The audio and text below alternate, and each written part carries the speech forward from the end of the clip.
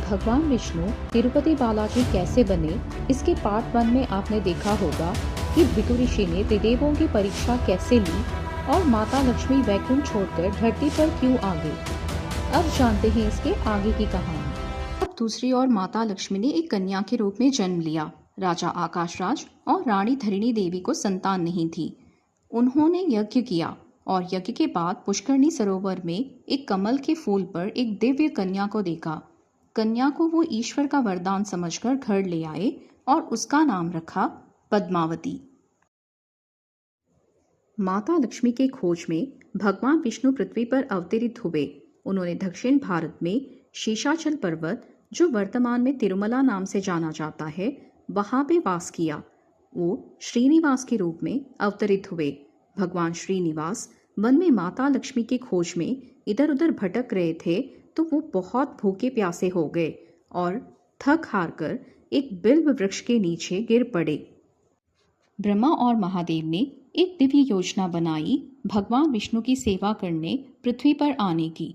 ब्रह्मा जी ने गाय और शिवजी ने बछड़े का रूप धारण किया। उस समय वेंकटाचल क्षेत्र पर चोल वंश का एक धर्मपरायण राजा राज करता था। वो भगवान श्रीनिवास का परम भक्त था और रोजाना उन्हें दूध अर्पण करना चाहता था। राजा ने जब देखा कि एक सुंदर गाय और उसका बछड़ा जंगल में घूम रहा है तो उन्होंने सेवक को कहा, इस दिव्य गाय को भगवान श्रीनिवास की सेवा के हेतु ले जाओ। ये कोई सामान्य गाय नहीं लग रही है, इसका तेज अलौकिक है। राजा ने गाय को एक पालक वाले के हवाले कर दिया। गाय, जो वास्तव में ब्रह्मा जी थे, प्रतिदिन श्रीनिवास के पास जाकर दूध छोड़ देती और ग्वाले को अपने पास में भटकने भी नहीं देती थी। ग्वाला बहुत क्रोधित हो गया और एक दिन गाय के पीछा करते हुए उसी जगह पहुंचा जहां पे गाय दूध छोड़ रही थी। इसे देखकर वो बहुत क्रोधित हो गया और उसने कुल्हाड़ी फेंक दी। उसी क्षण भगवान श्रीनिवास वहां प्रकट हो गए और वो कुल्हाड़ी उन्हें लगी। वो वहां से बकुड़ा देवी के आश्रम में पहुंच गए और उनके पास रहने लगे। कहा जाता है कि बकुड़ा देवी पिछले जन्म में मां यशोदा थीं, जिन्होंने कृष्णा को पाला था। समय बीत गया। पद्मावती विवाह योग्य बन गई। एक दिन वो अपने सहेलियों के साथ वन विहार के लिए निकल गई। उसी दिन भगवान श्रीनिवास भी वन में एक जंगली हाथी को देखकर उसका पीछा करते हुए उसी ओर निकल गए जहां पद्मावती उनके सखियों के साथ थी। हाथी से डरकर पद्मावती और सखियां इधर उधर भागने लगी। उसी दौरान उनकी मुलाकात हुई श्रीनिवास से।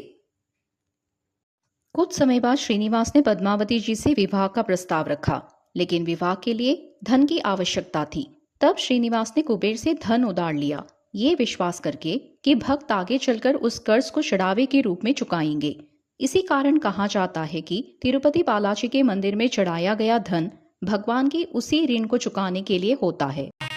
श्रीनिवास और पद्मावती का विवाह बहुत ही भव्य रूप से संपन्न हुआ। विवाह में सारे देवता ऋषिगण उपस्थित थे।